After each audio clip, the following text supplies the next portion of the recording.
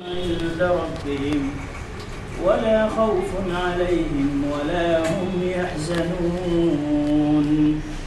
الذين يأكلون الربا لا يقومون إلا كما يقوم الذي يتخبطه الشيطان من المس ذلك بأنهم قالوا إنما البيع مثل الربا وأحل الله البيع وحرم الربا فمن جاءه موعظة من ربه فانتهى فله ما سلف وأمره إلى الله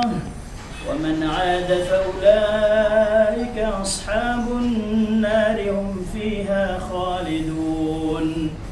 يمحق الله الربا ويربي الصدقات والله لا يحب كل كفار أثيم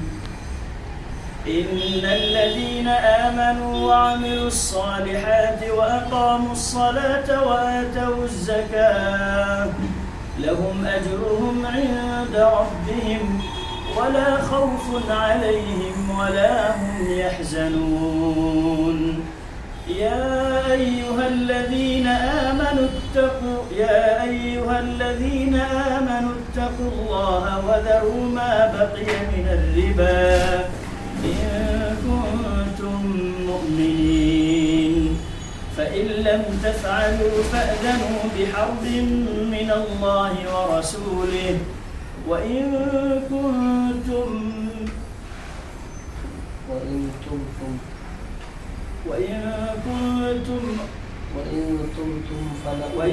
تبتم فلكم رؤوس أموالكم لا تظلمون ولا تظلمون وإن كان ذو عسرة فنظرة إلى ميسرة وأن تصدقوا خير لكم إن كنتم تعلمون واتقوا يوما ترجعون فيه إلى الله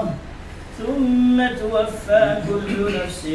ما كسبت وهم لا يظلمون صدق الله العظيم.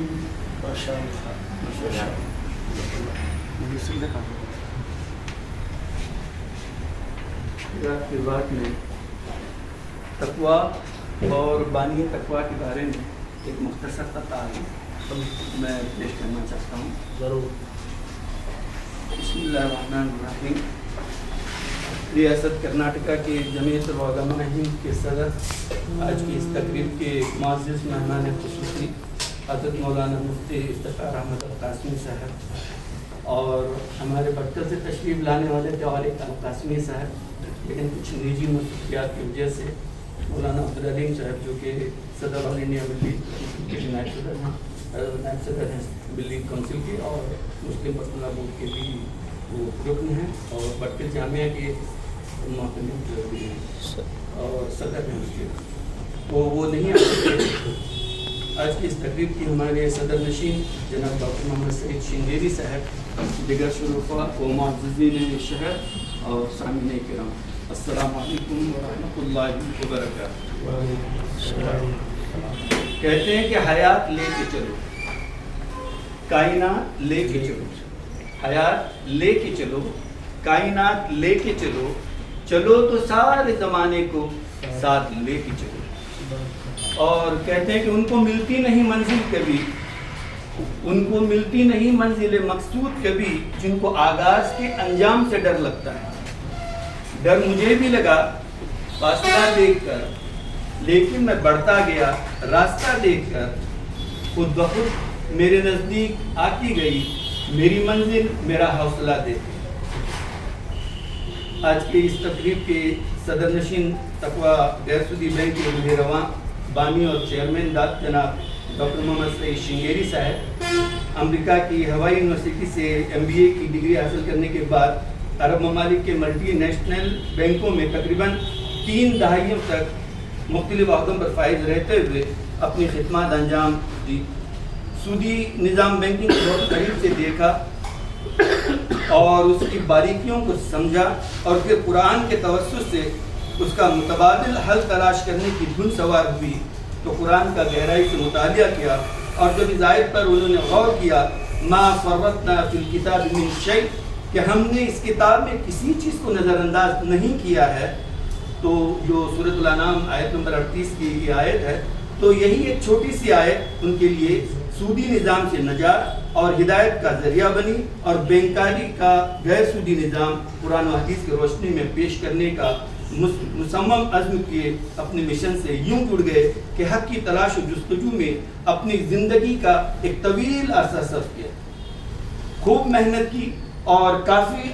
ارکریزی اور عالمی شہرت یافتہ ہندوستانی علماء کرام سے مسلسل ربط رکھتے ہوئے علمی و شرعی بحث و مباحثے کے بعد بالآخر انگریزی میں a practical model of Islamic banking کے نام سے ایک جامع کتاب مرتب کی، جس پر امریکہ کی وومنگ ریاست کی ہیلیفیکس یونیورسٹی نے پی ایچ ڈی کی ڈگری انہیں تفویض کی۔ اس کتاب کی رسم اجرا دبئی انٹرکانٹیننٹل ہوٹل میں عمل میں آئی، اور شارجہ ٹی وی سے ڈاکٹر محمد سعید شنگیری صاحب کا براہ راست انٹرویو بھی نشر ہوا۔ اسلامی بینکنگ پر ان کے پرمغز تبصرے اور میڈیا پر ان کے مسلسل اہم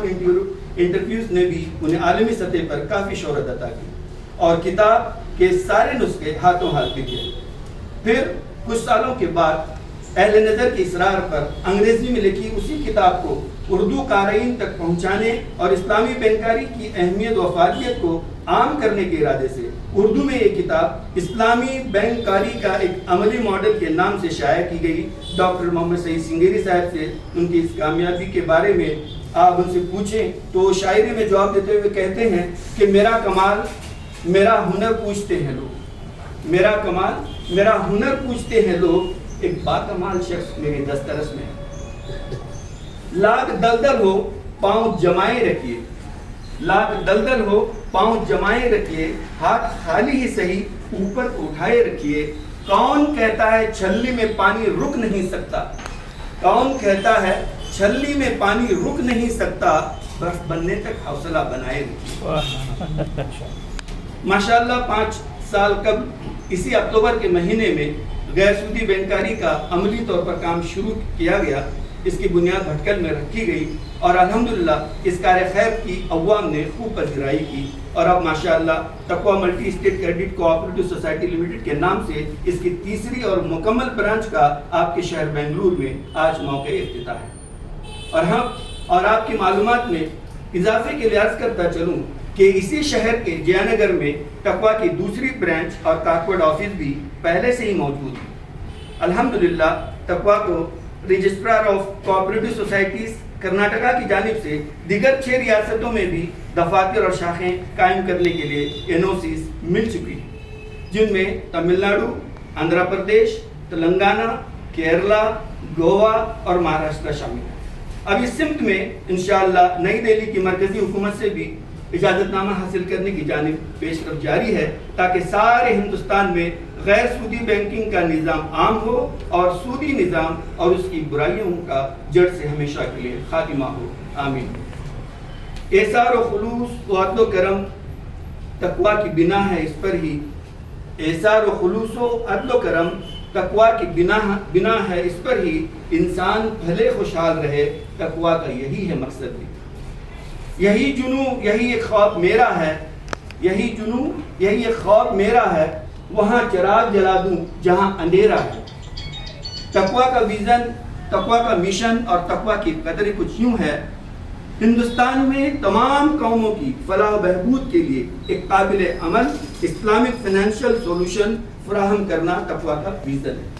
اور ایک مضبوط اور مستحکم اسلامی بینک کا قیام عملی طور پر ممکن ہو جائے، جس کے لیے یہاں کی قابل قدر قوموں اور طبقات کے لیے قیمتی مالیاتی مصنوعات یعنی فائنینشیل پروڈکٹس اور خدمات یعنی سروسز فراہم کی جا سکیں، یہ تقویٰ کا مشن ہے۔